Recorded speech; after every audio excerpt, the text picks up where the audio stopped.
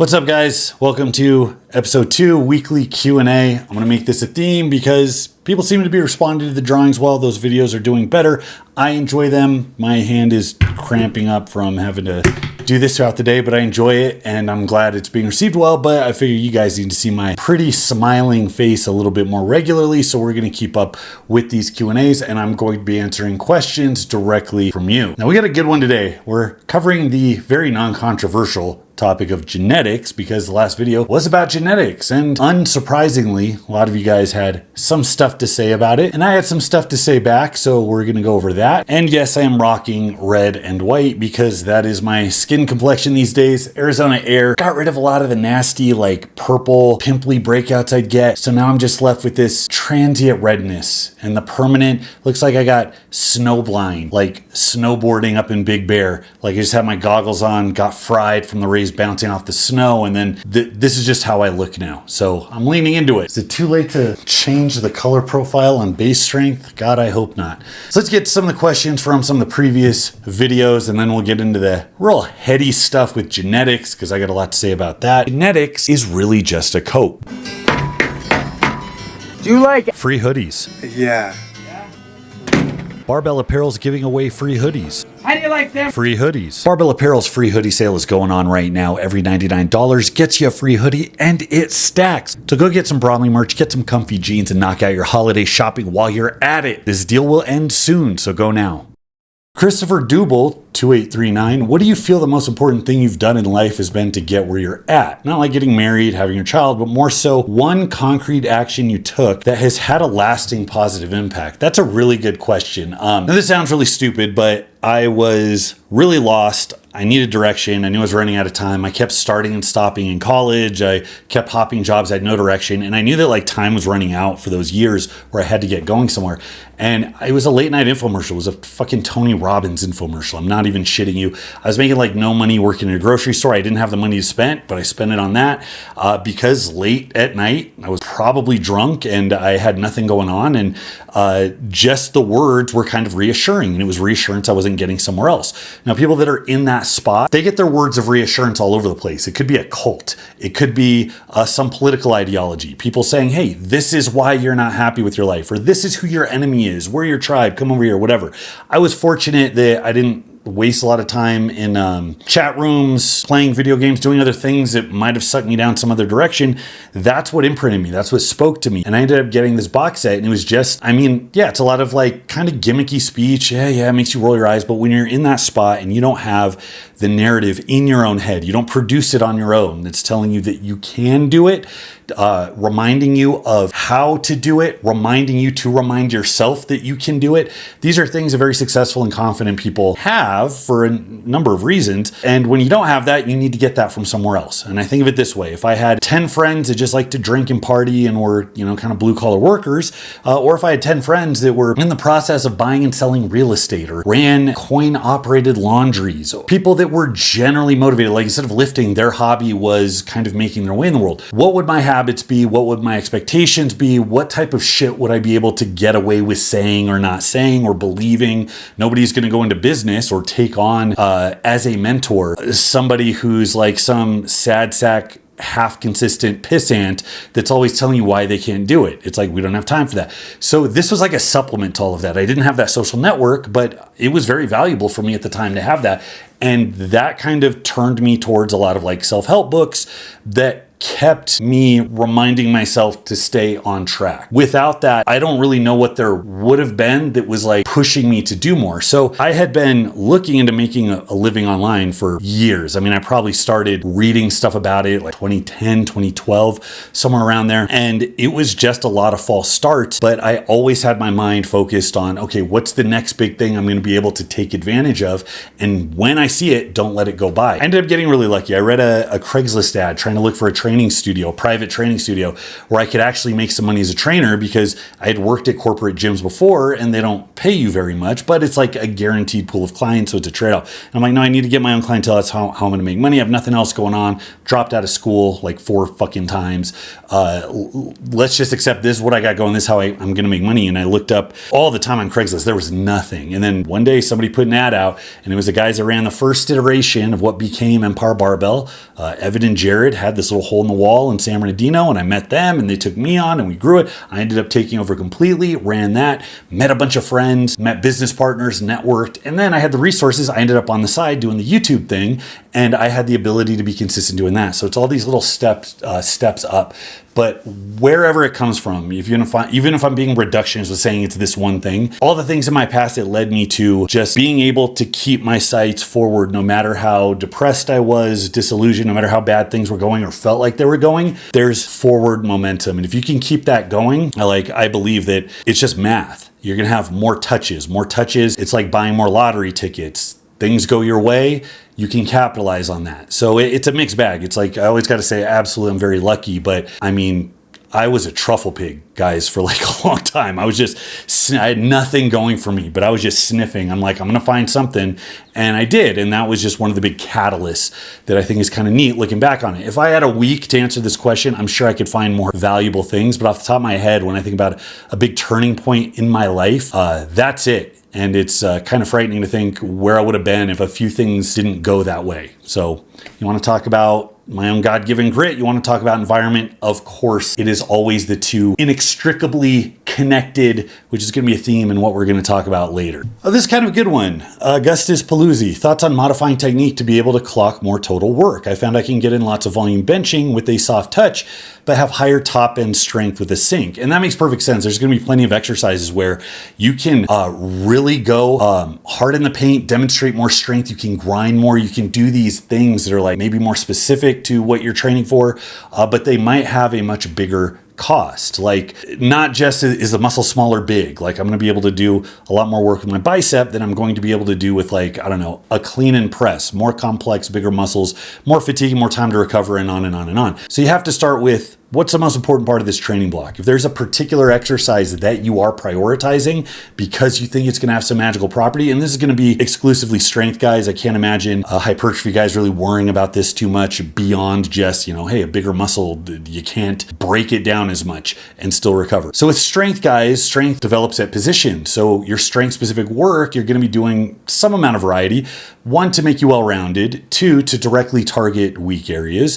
3, because it's easier to recover from in some sense if you're spreading really hard work with heavy weight over some subtle variations versus if you're just doing the exact same movement, hitting the same structures the exact same way over and over and over. You can't quite push that as much. So that variety is going to be conducive to certain movements that might be easier to recover from. And then that's going to determine, based on your feedback, like, what does this lift require from me in terms of recovery? That's going to determine how much work you actually do. So somebody might program for you, if you have a coach, a certain variation, assuming you're going to recover the same way as something else. And you might find, holy shit, this really takes it out of me, and then it fucks all the exercise I do after it. You got to take that into account. But that's the exercise leading the amount of work based on what you can do. And no matter what you do, even what program you do, there's always going to be some titration, some you pushing around the edges to figure out what the minimum amount you need to do to grow is, or what the maximum amount you can do and still recover is. So there's not going to be a one size fits all for that. Now, if you are prioritizing volume, then it's in your best interest not to do things that suck volume. Like, if I was doing many sets of medium to high reps, I would not be doing things that have that neurological kick to them. The reason sinking into the chest or having a long pause on the chest when you bench, it's such a good stimulus, is because you have this big thing you have to overcome. All that inertia at the start, no stretch reflex, no rebound. So each rep is harder. It's much more stimulating in some sense for strength anyways. And it's the same with something like deads. Deads are much harder than squats. Some of it's the position you're in, bent over, body's horizontal, so the entire musculature of your spine has to really, really, really work at that position. But the fact that if you're breaking weight from a dead stop using the biggest muscles in your body, that's taxing. The fact that you can sink into a squat and rebound up, yeah, you can clock more work, do more reps. Each rep off the bottom isn't nearly as hard. I don't think this is going to make a big difference in most people's training, just being aware why an exercise might be more draining, and then solve problems, be creative. If you put something together that turns out not to be sustainable, you can maneuver things. It's like, oh, I'm actually not going to be able to do that like dead stop pin work with a bunch of weight like at the end of my workout, or I'm only going to be able to do so many sets before I see everything start to taper off. The other thing too is, and I'm always going to go back to this, volume is relative. I lose my shit anytime somebody says or even implies that there are like fixed values for sets, reps, volume, whatever. There absolutely isn't. It's what you're habituated to, and that's also going to be a theme coming up a little bit later, especially with this video I'm doing right now with volume and the biggest biceps in the bodybuilding game. It's all relative. You don't start out with the most volume you can do. If you look at 20 sets of bicep work, you think that's too much, that's overtraining. Well, if you don't do biceps, of course it is. But if you've done 8 sets a workout for a long period of time, 12 isn't going to kill you. It's not going to overtrain you. And if you're used to doing a lot of volume, 12, 15 sets, 20 is not going to kill you. It's relative to what you're doing, and you find creative ways to push volume forward over time. And you can do that with any exercise in some sense. But yeah, in an absolute sense, you're not going to clock as many total sets, especially with really high effort with some of those more demanding exercises. And I doubt very many people are so fixated on particular exercises, and I don't think you should be, because there's a lot of error in that. And I don't think people are so fixated on like, I got to figure out a way to do 20 sets of this exercise in a workout. Most of you, reasonable number of sets and reps, reasonably good consistent exercises, and you can progress volume no matter what it is. I've actually progressed volume with dead stop deadlifts, and I'm built horribly for it. I have a hard time recovering from it because I do have to bend over so much. Puts me in a deep deficit, but I've actually in the past said, okay, I'm going to add a set every couple of weeks. And I got to the point where I was clocking some pretty crazy hard sets of deadlift volume. So it's doable for everybody. Just be aware of where the limits might be and what might be causing. Lane 35, can you make this into a series? Why, yes, Helene, yes, I can. Ronan, 2448, what are your thoughts on how you should program your lifting while on a cut? A lot of programs advise people not to run them on a cut, so what should you do when you just want to preserve muscle mass on a caloric deficit? I've heard try to maintain strength and keep intensity high, and others have said go for high volume and moderate intensity to lessen muscle loss. These seem to contradict each other.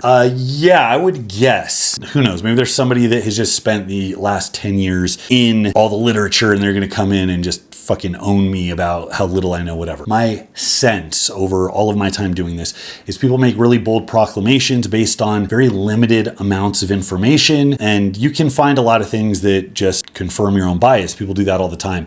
I don't know that there is any real robust body of evidence that says really high intensity is somehow superior to emphasizing volume when it comes to just preserving a muscle. I don't know that exists. People will give their rationale for it, but that's a hypothesis. That's not a conclusion. Because remember, high volume, it's going to tear down muscle tissue more.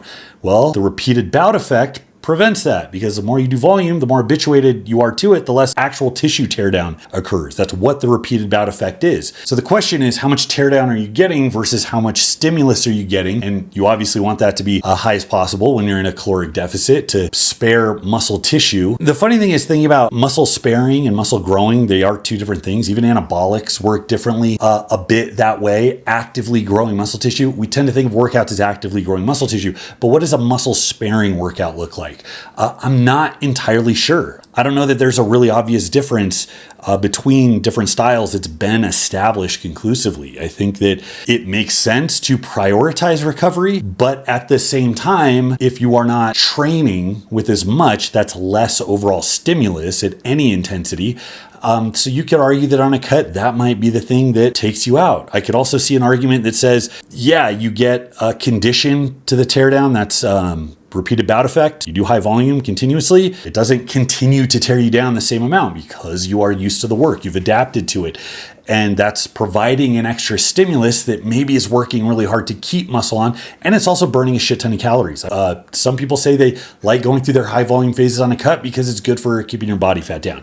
But then it's like, okay, how much is your energy going to tank? You really need energy for all of those sets and reps. Is that really conducive to growth if you are in a deficit? Genetics, how much steroid you're on, who the fuck knows? I would actually have the individual defer to this. Some people can be in a cut and they can handle some pretty aggressive workouts. If I'm in a cut, if I'm actually fatigued, I'm not doing a high intensity fucking workout. Like I'm not, especially if you're pulling the people don't do high intensity because it's too hard. It's like, yeah, if you're holding me accountable to do this like 11 out of 10 insane Super Saiyan 5000 set, and that's what real high intensity is.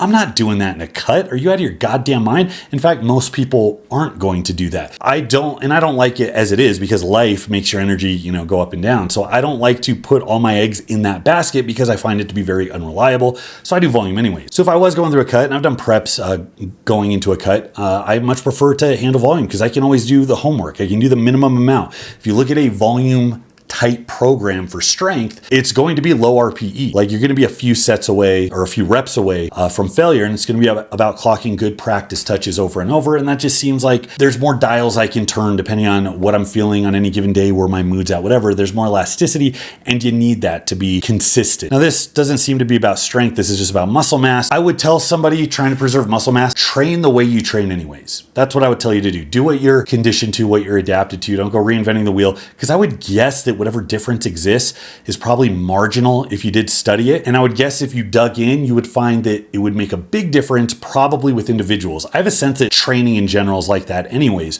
but that's what makes sense to me. So I would train the way you normally do, and I would just anticipate what might change as you go through your cut and you get weaker.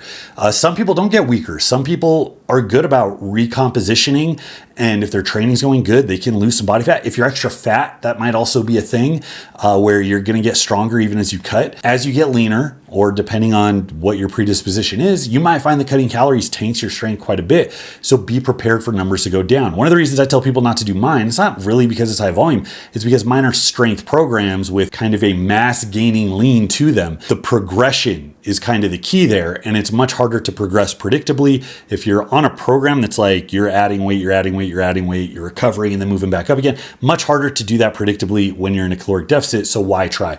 So I would just be prepared to be fatigued, see your numbers come down a little bit, that's okay, and not have a program that's aggressively forcing you to do things that you can't do in the event that there is a little bit of loss of performance. And by the way, that doesn't even mean loss of muscle. Performance and muscle are related, they're not super tightly related. You can see your strength drop in the short term as you fatigue, and that might happen as well. So just don't have your workouts based entirely around those progressions. Progress when you can, be ready for bad workouts. If you're finding the volume is tearing you up, then give yourself permission to take it down a little bit. If you're like me and intensity is just off the table, why mess around with it?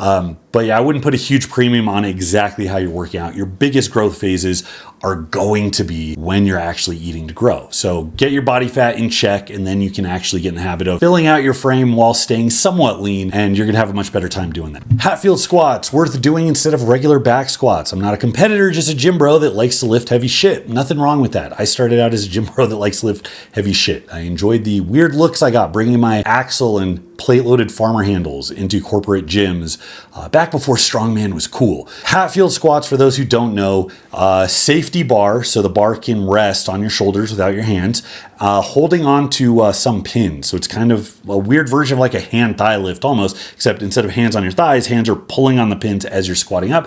So you get this really substantial overload with it. I have never used Hatfield squats. I've never had clients use Hatfield squats. That's not to say that they're not productive, but it's doing a lot. It's a wildly different stimulus. It's hard to correlate what that's doing versus what other lifts are doing. Sheer overload movements, if you want it to carry over to an actual event or actual strength work, you have to be doing both of them. You could foreseeably get great at Hatfield squats. And depending on a lot of things, it might not carry over directly to your squat unless you're actively doing that as well. So like with a box squat, it's the same thing. You get your box squat astronomically high, and then you go back to free squatting. You're like, I feel strong, my hips are solid, but I feel weak as shit at the bottom. So it's hard to do really, really crazy overloaded movements in conjunction with this other stuff. So I think some strongman guys have done it when they'll go through phases where they don't need to actually squat because they're not powerlifters. So they can put in pin or box squats or Hatfield squats to get the overloaded. If you are an Eric Bugenhagen type and you just get really excited to hoist heavy weight, if you're going through a full range of motion with a bunch of weight on your back and you're pretty consistent with your technique and you're progressing it, pushing it over time, you're gonna grow. The only thing I worry about is how inconsistent is it, because the pulling with your arms thing is weird. I mean, the arms are now part of the movement, and I don't know how evenly and consistently people are gonna pull that off. I feel like that's a big point of variation. I don't know, maybe I'm wrong there. But the overload as well. You're gonna have a hard time progressing that the same way that you progress a regular squat, because the absolute weight's going to be lighter, fewer muscles are being used in a regular squat, and that means it's somewhat easier to recover from. This is like, I don't know, it's like how many times a week could you do a back lift or something like that? And how linearly are you going to be able to progress it? There's a lot of question marks there. I wouldn't hesitate to throw it in if you're curious. I would hesitate, assuming you want one foot in the general size, general strength bucket where you can pivot pretty easily to other things. I have a hard time recommending anybody give up a regular back squat because it sits so well at the intersection of all of these other things, including programmability. I can make much more consistent recommendations to a bunch of people with the back squats. I have a really hard time making recommendations to anybody off of a Hatfield squat. It's just it's moving out towards the fringe of like specificity, but away from what standard movements look like. It's hard to give rules about. So try it out, put some effort in it.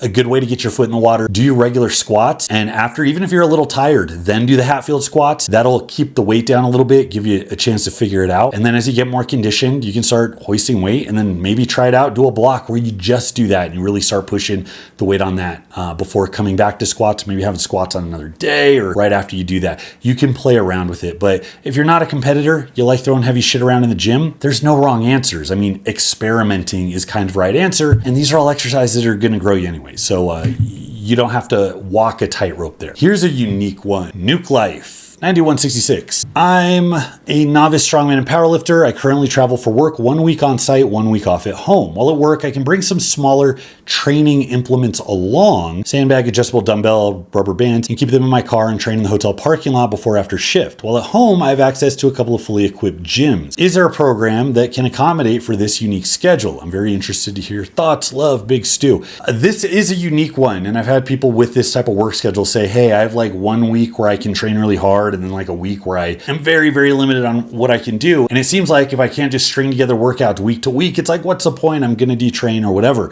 And that's not entirely the case. It's just a psychological hurdle you have to get over. If you can pack your on week with a lot of good quality hard work, it takes a while to detrain. It takes more than a week to detrain. Strength hangs around for a couple of weeks for like rep work and volume stuff.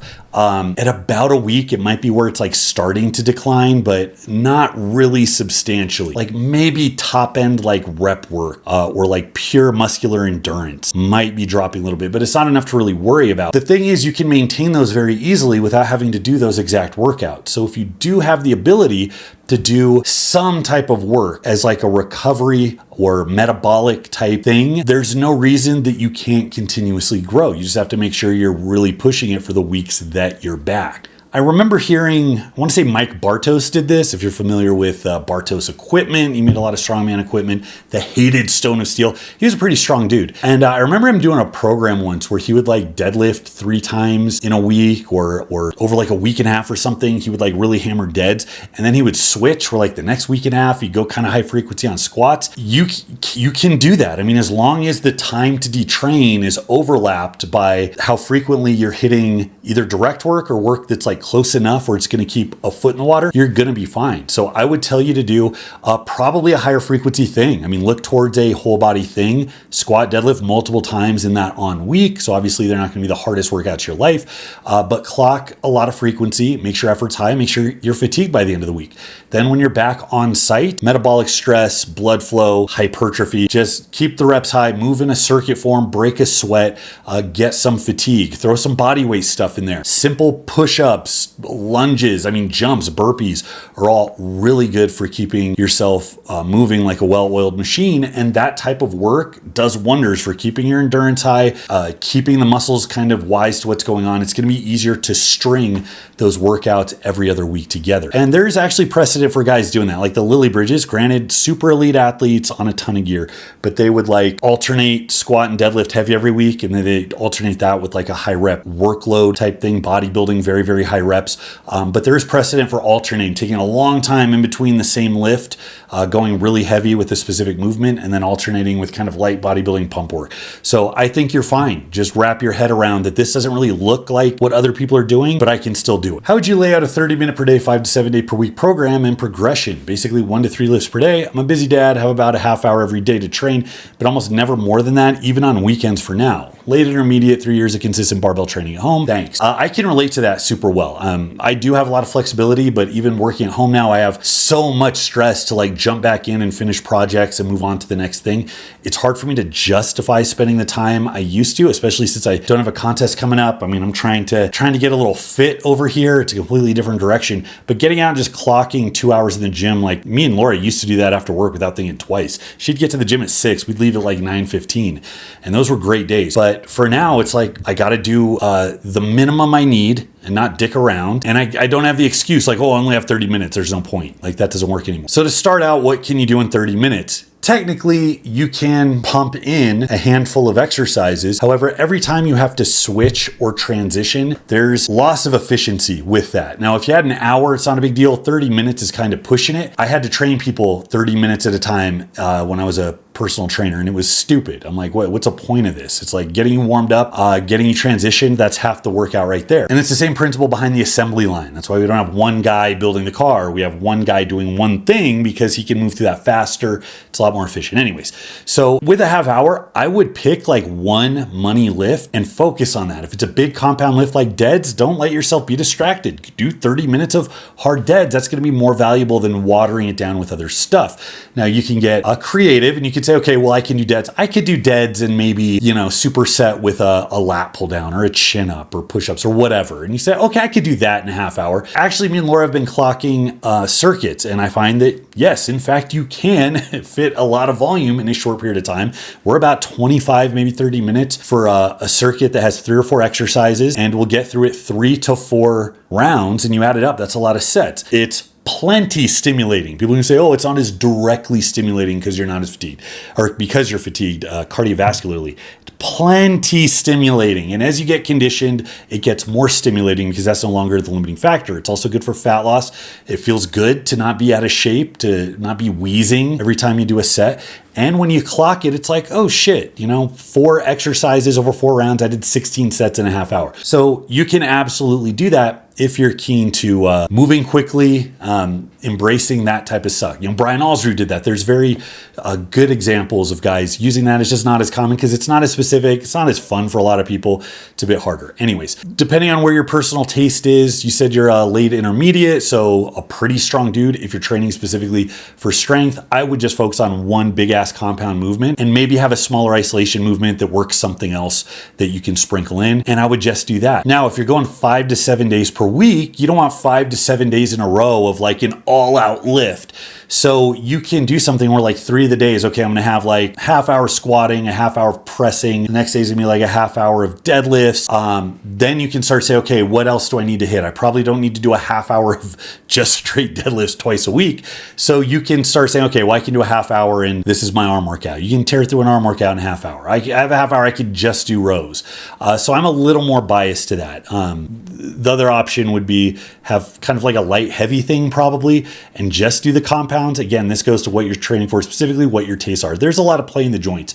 Just as long as it's getting you to get the quality work in, you're able to recover, and 30 minutes a day it's hard to not recover. Guys, if you want to hit the holy trifecta of gains, the size, the strength, and of course the clout, you need a program that checks the biggest boxes. Not only does it use the best time-tested movements that you are actually likely to stick to and improve on, but it includes a logical progression that is based on my most popular programs. These are programs that have gotten rave reviews from people that literally just ran the template. BaseStrengthAI uses 3 of the most proven templates pulled from the principles of some of the biggest, strongest men in history that have been used for over a century. The workouts are fun, intuitive, there's a logical progression, but it does take it up a notch because it personalizes the workouts to you. As you get bigger, stronger, more advanced, it becomes harder to tick those numbers forward, and you can't get by not adjusting your workouts to your own particular tolerances. Now, most people get an online coach to take care of that for them to the tune of $200 to $300 a month, and the rest of the people just never figure it out to begin with. So if you're wondering why you start every training cycle super excited only to get several weeks in, feel brittle, overtrained, tired, disillusioned, like you're just a dodgeball and the program is the side of a building, then you need direction that updates your training minute to minute, day to day, week to week based on your immediate feedback. BaseStrengthAI takes the guesswork out of training, and it does what only an online coach can do, which is personalize the program to you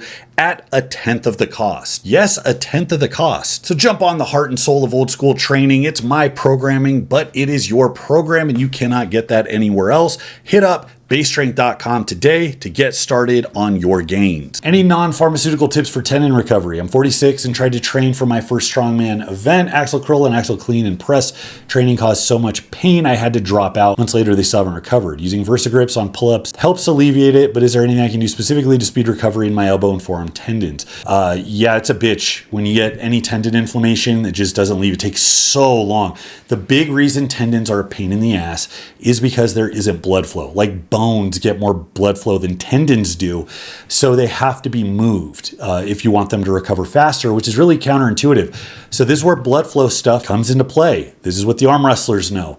Guys will beat their shit into the ground arm wrestling. You'll get incredible inflammation and pain throughout their entire upper arm, shoulder, through their elbow, through their hands. I mean, the couple of times I arm wrestled, my hand was just like shaking so bad. It was horrible.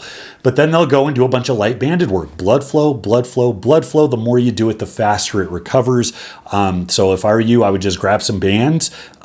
Depends where the pain is. Real easy to just grab some bands and do curls and reverse curls for high reps, 50 to 100 reps. You could even progress doing it with a bar. I missed the 100 rep empty barbell curl challenge that Poundstone made popular. Paul Carter was recommending it before he became all fucking Paul Cartery. But it's a cool thing. It drives a ton of blood in. Yes, your arms grow from it, but the blood flow has a really great restorative effect. It's hard to reproduce that with anything else. You could also do, opening and closing. I don't know if you have a rice bucket, if you have a stress ball, squeeze again, several minutes continuously. It might be 100 straight reps. It might be just looking at the clock a couple of minutes. You should be engorged with blood. The other thing you can try, this is a throwback to Kelly Starrett when he was riding the surge of mobility popularity right around CrossFit, and everybody had fucking floss bands. Pre-knees over toes guy. There's like early iteration of that type of stuff for Squat University.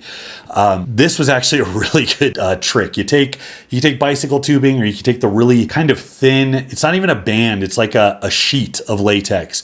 And what you're going to do is you're going to wrap it over your arm, like right above the bicep. You're going to just clamp down right there. Oh, Lord have mercy. What happened to you? And you're going to get it tight. You're going to get it uncomfortably tight. And once you get it uncomfortably tight, I mean, it's kind of like occlusion training in a sense. You're cutting off blood flow. You are going to do this for several minutes, and it should get your arm like dusky. It should turn almost purple. And you should like think, oh my God, this is not great. A couple minutes. You don't do it very long. A couple minutes. You whip that bad boy off, your whole arm is going to turn bright red, and blood just drives into the tissue. So it does provide temporary relief, which is great, but I have to believe over time, it does also contribute to actual nutrient delivery to tissues that are very hard to deliver to, and that paired with like a very high rep protocol is going to help. You could also look at tendon strengthening things. Now, this is a little trickier while you're in pain, but isometrics are fantastic. How you set the isometric up depends on where it hurts and how you're going to do it. I mean, anything you can like push or rotate into, or putting a curl bar like under a pin and just curling, trying to find the spot where it hurts, just applying tension, counting to 20, and extending the amount of time you can do that. That is how you're actually going to get those tendons thicker. So that's really it. Blood flow and direct stress on the tendon, usually through isometrics. That's kind of it. Any advice on high blood pressure? I'm only 20, lifetime natty, don't drink or smoke or anything, eat pretty healthy. I'm sub 20% body fat, so not obese, and have only been training 2 years. Yet my blood pressure is constantly in the 150s to 160 range. I'm starting a supplement now. We'll see how that goes. But if you have any tips, I'd love to hear them. Sometimes people are just fucked with high blood pressure. Sometimes that's just the thing. Population-wide, it's obviously related to being an unhealthy fat turd. My blood pressure, even through all my competitive years, on gear, off gear, would ride a little bit higher than I'd like. And that's something I'm really trying to work on now. I had a guy who's in his 20s at my gym, real strong guy. Nickels his money's too. Hope I'm not betraying you by giving away your private medical history. But he was one of these guys. He said, like, yeah, I've just been screwed with high blood pressure for as long as I can remember. And he just had to take medication for it. Take the medication for it. High blood pressure will mess you up long term. In my keen medical experience, the years I spent as an MD, I believe that high blood pressure long term just does a bunch of bad shit. And it's in your best interest to keep it as low as you can for as long as you can. Not as low as you can, but keep it away from being high for as long as you can if you want to add years to your life. As I understand it, the medication, you just take the medication. That's it. I don't know what the sides are. I don't know what the trade-offs are. But compared with the effects of high blood pressure, you just do that. It might be, who knows? It might be that if you get your body fat down low enough, it turns. It might be some weird niche dietary thing. I don't even think nutritional science is even close to having some rules that are usable on this, but I would tell you to just take the damn medication. Any fat management advice for people who are very hungry all the time? Like, I know a lot of people who just white knuckle the hunger, but I would honestly rather die than be that hungry. Only slightly exaggerating about dying. The only time in my life I was under 300 pounds was when I was on Lexapro, which is an antidepressant. So I have a bit of experience here, and I'm not going to lie to you and tell you that I have the greatest handle on it. I diet the best when I have extreme motivation to do something I really want to do. It's all about pleasure versus pain. When I'm in competitive mode, I'm like Seabiscuit. Like, I flip a switch. I like being behind. I like being the underdog. I'd rather compete in heavyweight contests that are heavier, where I'm likely going to get my ass kicked. That lights a fire, and I always have my absolute best runs when I'm an underdog and when I'm looking forward to the improvements I can make. That just does it for me. And I had, even since I've been competing, so I've been injured this last round, and I'm just taking it easy for now, I've had a hard time getting my diet even remotely close to what I was doing back then, because when I had that motivation, it was so easy.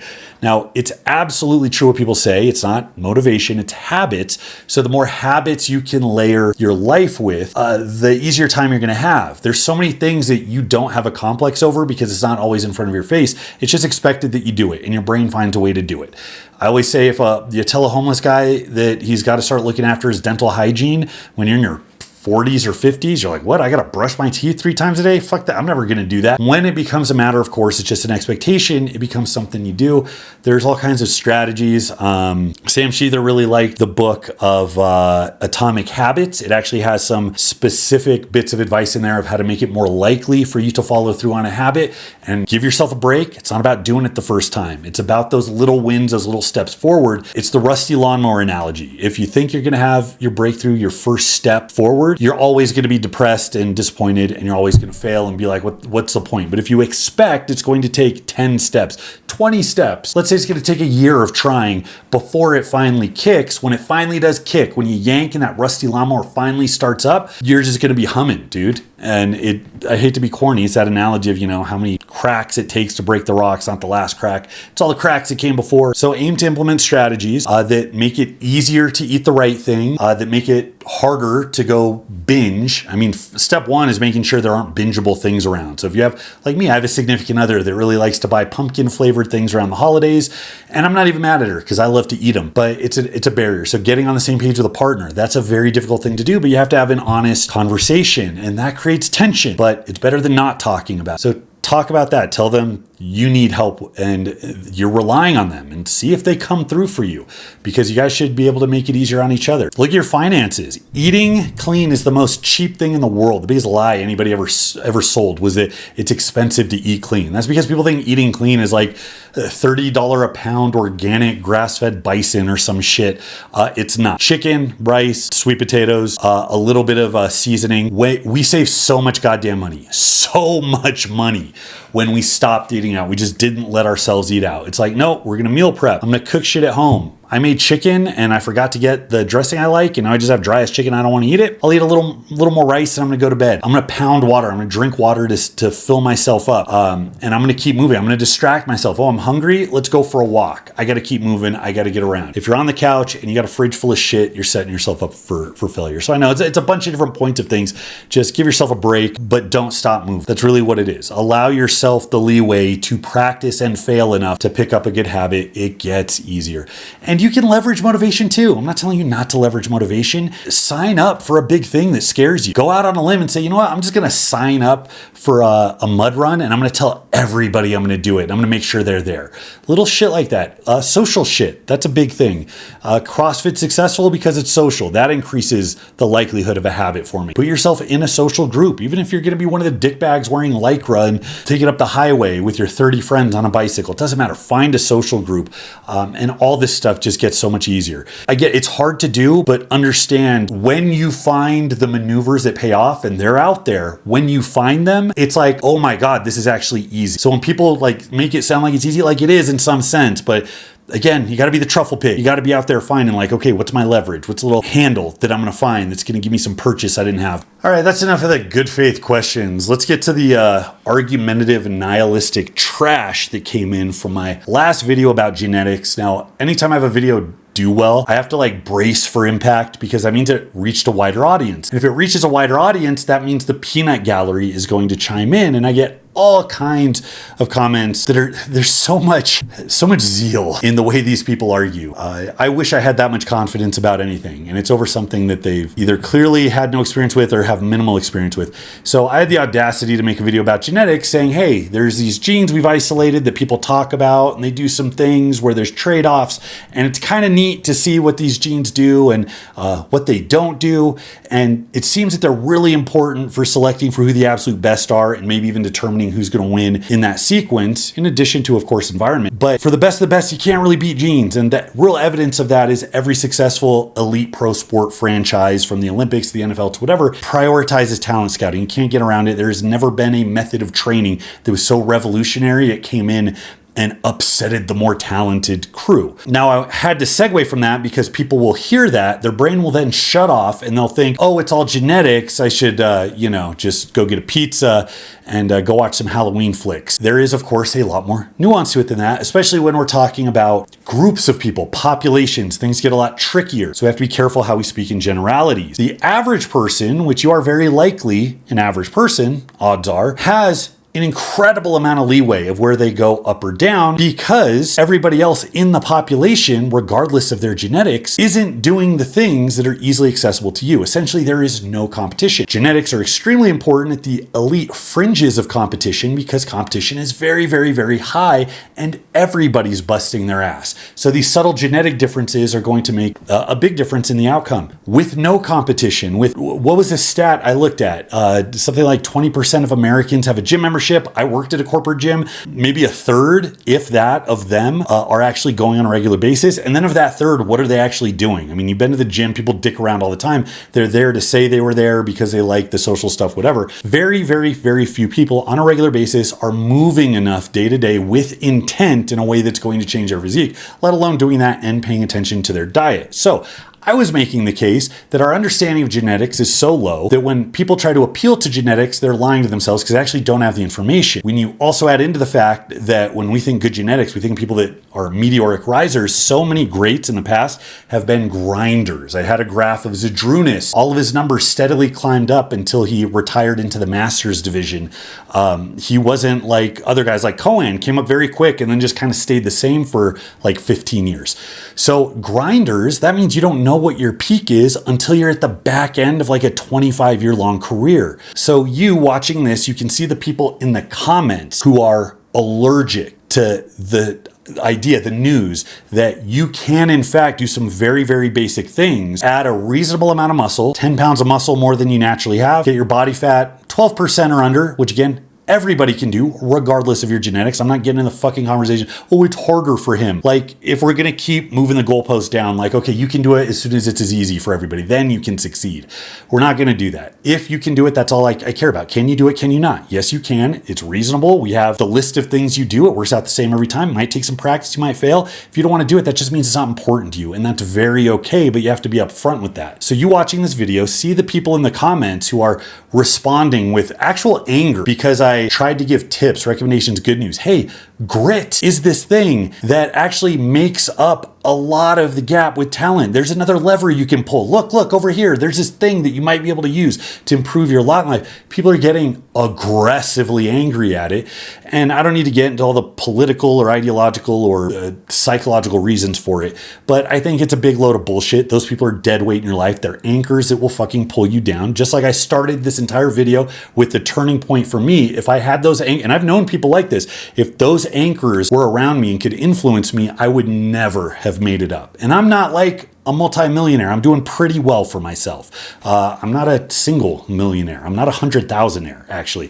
We're doing pretty well for ourselves, and I'm very blessed for it. But those anchors would have absolutely decimated. So look at these people and understand that's what I mean when I say there's no competition. There's the people that don't do anything, but then there's the people that like have to reinforce a narrative of like why it's okay or it's unreasonable to expect they would. As soon as you get into standards, people get off the rails. Their brain shuts off. They stop problem solving. It no longer becomes what am I able to do and what's reasonable to do.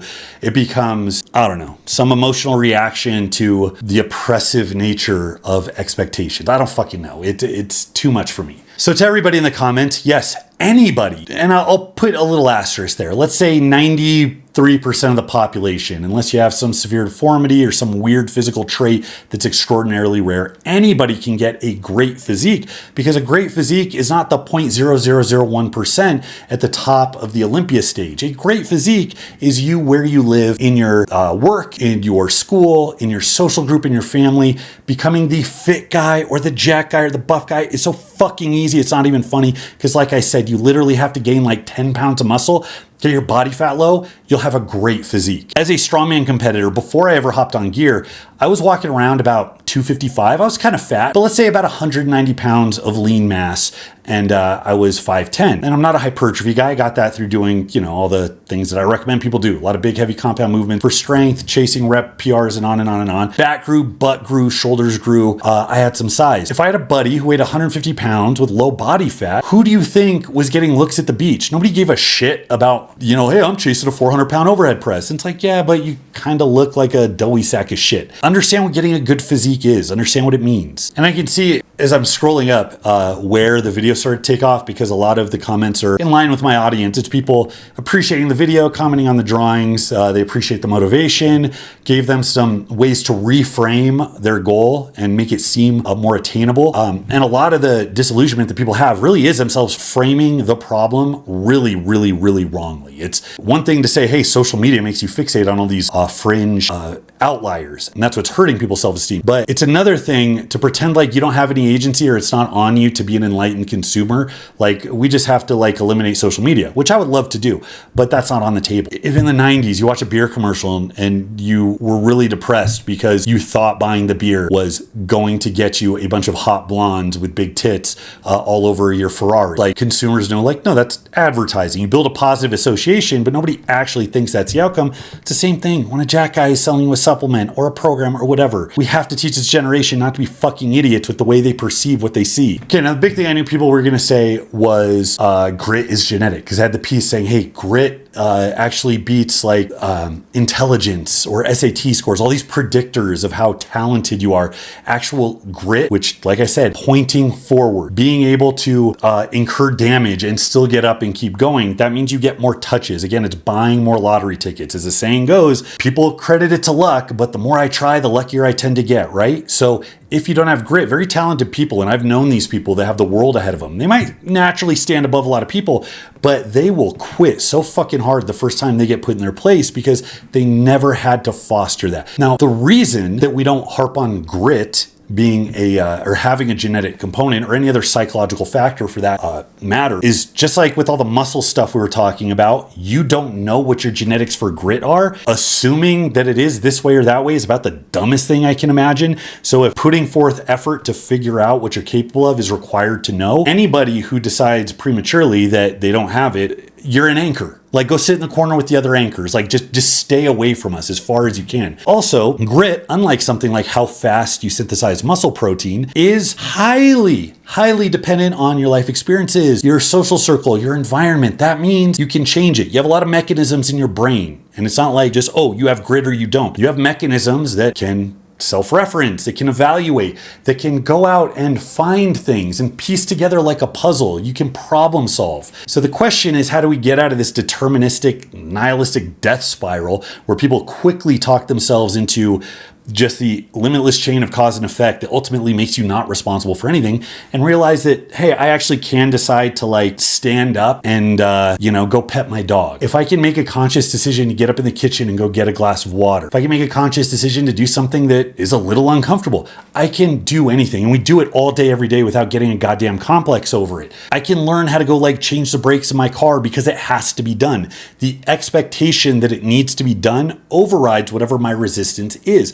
But when you live in a society where there isn't a lot of expectation, you don't refine that quality because you're never forced to actually overcome those little obstacles until those obstacles feel like absolute goddamn mountains. The reason people get this way when it comes to physique is because they do this with anything that has privilege or clout or status attached to it, because then it goes into, it just does this kind of sewer of like far leftist ideology. And it's not that privilege doesn't matter. Societal, problems don't need to be fixed. There's a whole ton of problems in like the government, society, top to bottom, left and right. It's that when you reduce it down to one thing and you don't let yourself consider anything but that one thing as the solution that you'll consider, you're actually not concerned with the outcomes. To remove responsibility from their shoulders, they will go so far as to not only sabotage themselves to say, hey, I actually have no agency, because you can't be supremely victimized and also have agency. Those two things don't go together, but they'll also sabotage you. They will absolutely sabotage you. We see this in the comments left and right. So the idea is great. Yes, I don't give a fuck two ways, and neither should you, how much the spread is between the most and least gritty person in the world, because that bell curve is going to shift if you take those same people and put them anywhere else. Put them 50 years ago, 100 years ago.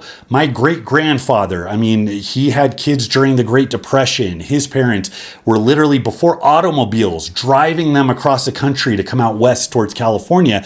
Months, great risk to your life, no doctors, you break an ankle. I broke my ankle and I had a surgeon drill it back together, and I'm essentially no worse for wear. If it happened in the day of my great-great-grandfather, I would have died of infection, or it would have grown back at a right angle. Now people will not change neighborhoods to give themselves more opportunity. People will not inconvenience themselves, but still expect you to take seriously when they tell you how bad things are.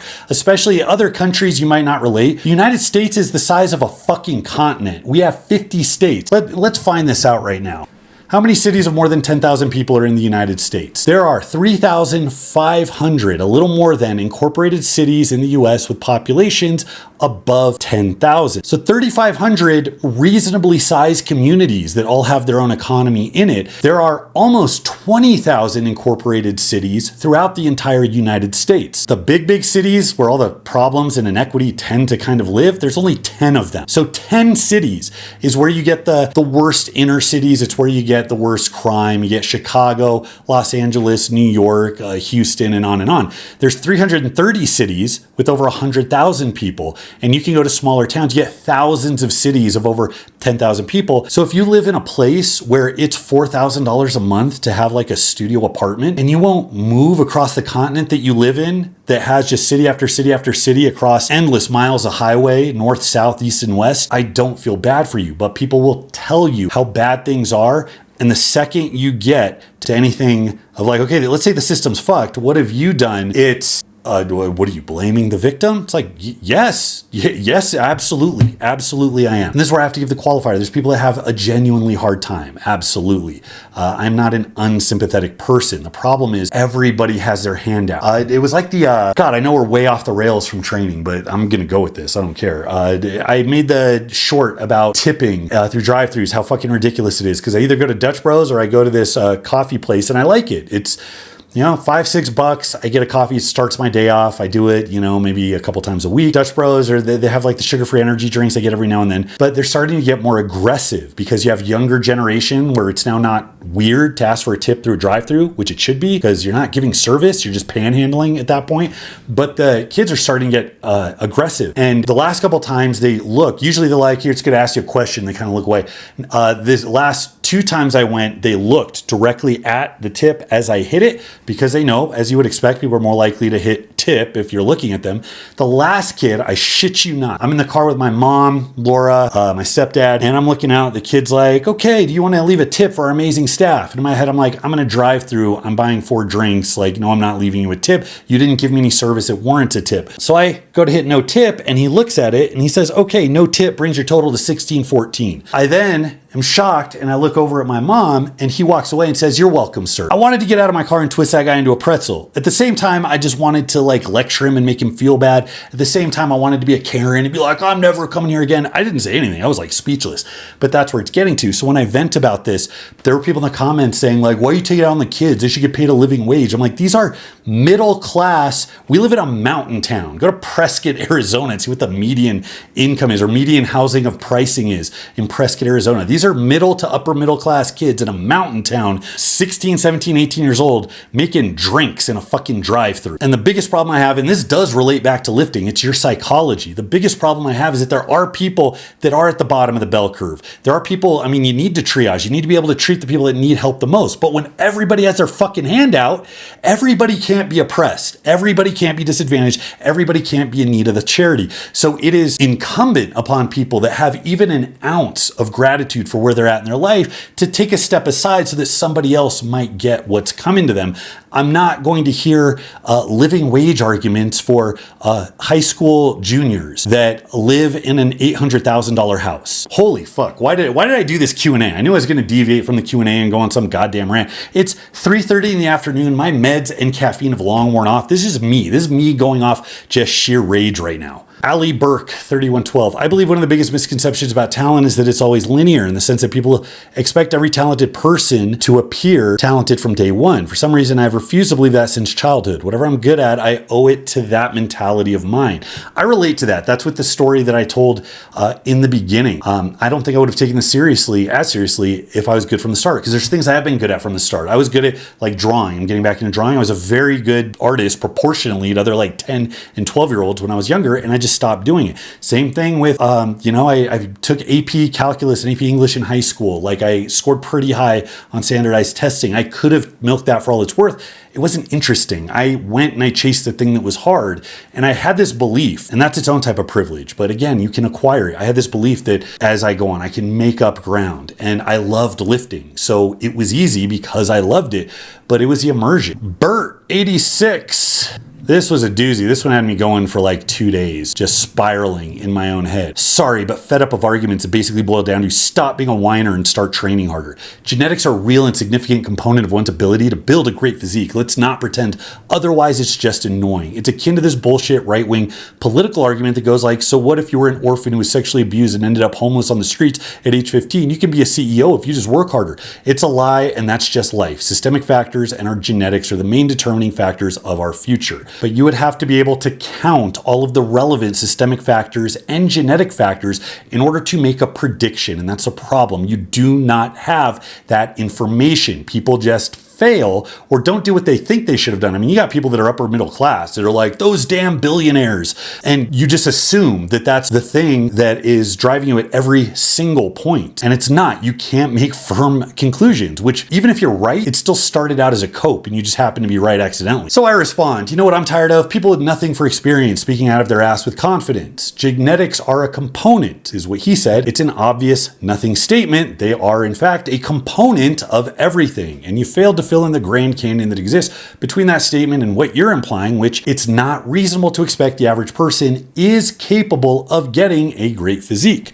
A great physique means a physique that most people don't have. That's what it means. It doesn't mean being fucking Sam Sulek. It means having a physique that most people don't have. In today's climate, there is zero competition because everybody's a sedentary fat shit. Even with the rise of fitness culture, everybody is still a sedentary fat shit.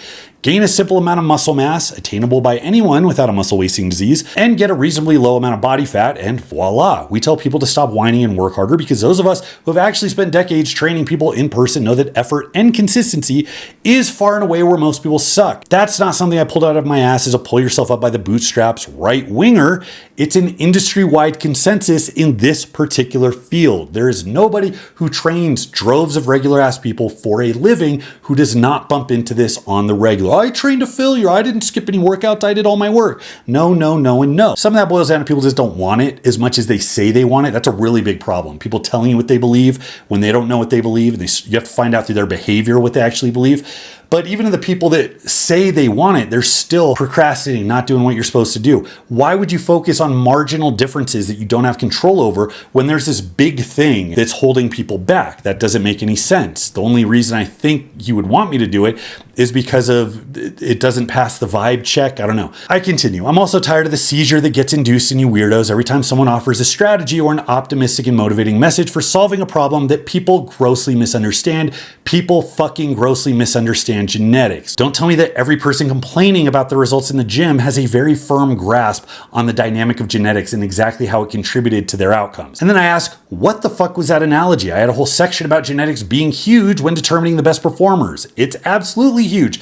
Talent scouting is what leads nations to compete in the Olympics. It's what leads NFL teams to win. It is the most important thing about putting a team together. But again, you're talking about the most competitive fields. You're talking about the fringe of the fringe, the 1 in a million.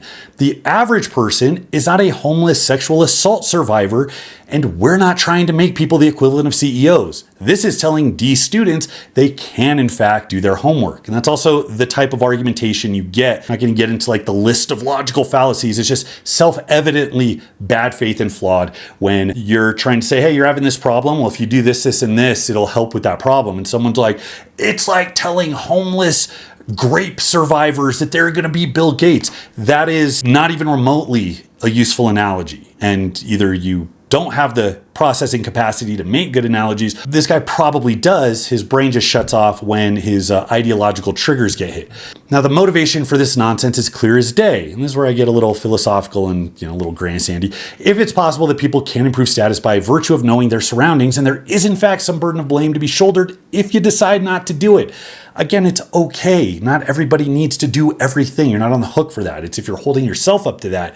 Or if it's expected of you. To people such as yourself, that's an unacceptable viewpoint, and you'll actually sabotage people trying to improve their position to prevent it from propagating. People are so incredibly sick of this shit, and I stand by that. I think people mostly are sick of this shit. I don't think the average person that has a family, that has kids, that has obligation, responsibility, that considers the work that they do day to day a point of pride, I don't think they relate to that fucking at all. I think you're gonna find this overlap a shit ton with people that don't have a lot going on in their life, people you certainly wouldn't want in your social circle or being, like a business partner if there were actually stakes in your relationship.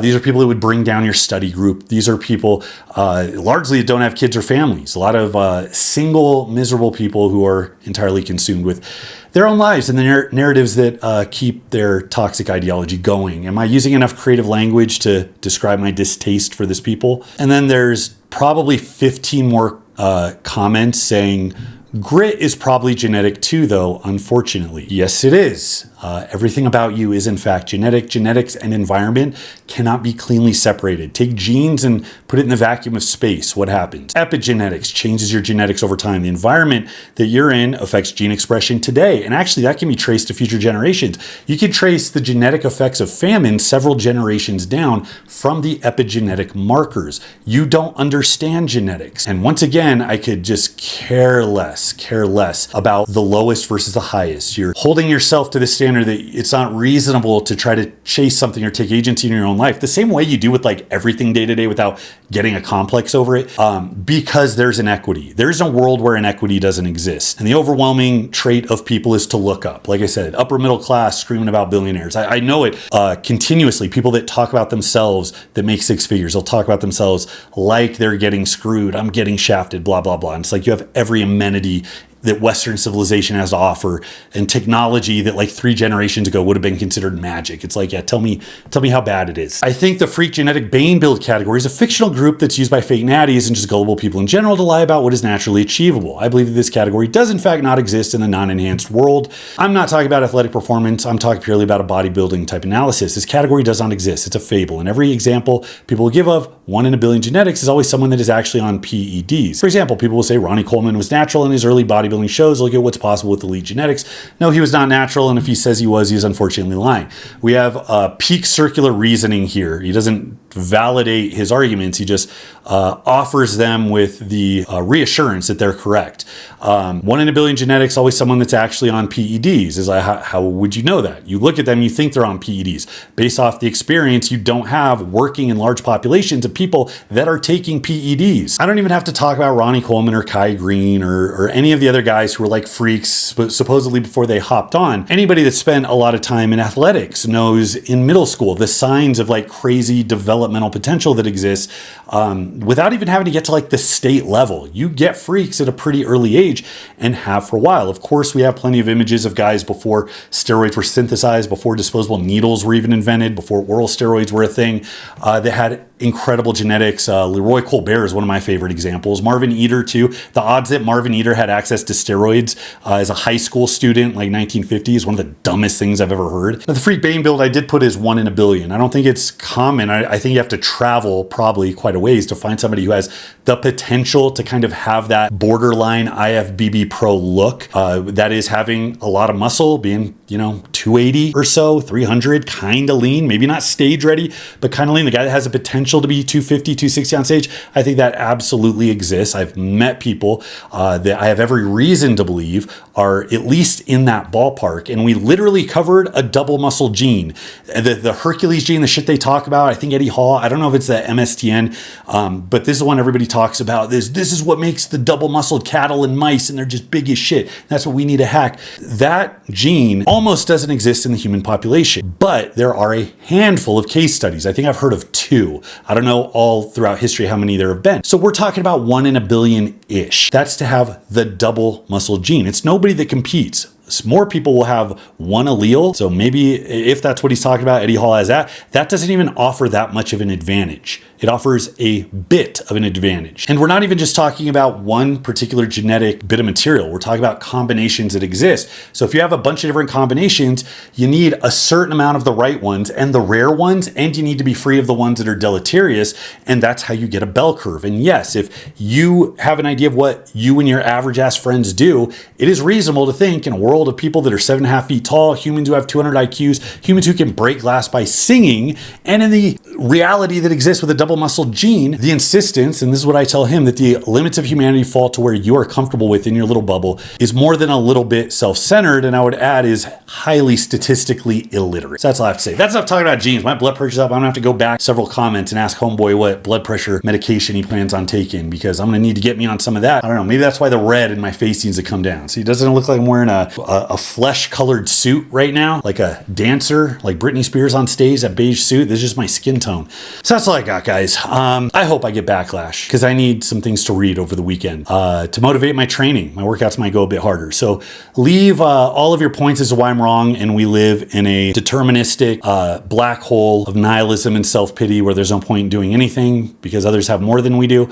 Leave your exhaustive explanations in the comments. I promise you I'll get back to them. Leave your regular ass training comments. In the future, I'll try to make these more training related, but if it's on my mind, it's on my mind. Thanks so much for watching, guys. Till next time, this is Bromley. Your genetics are just fine. I'll see ya.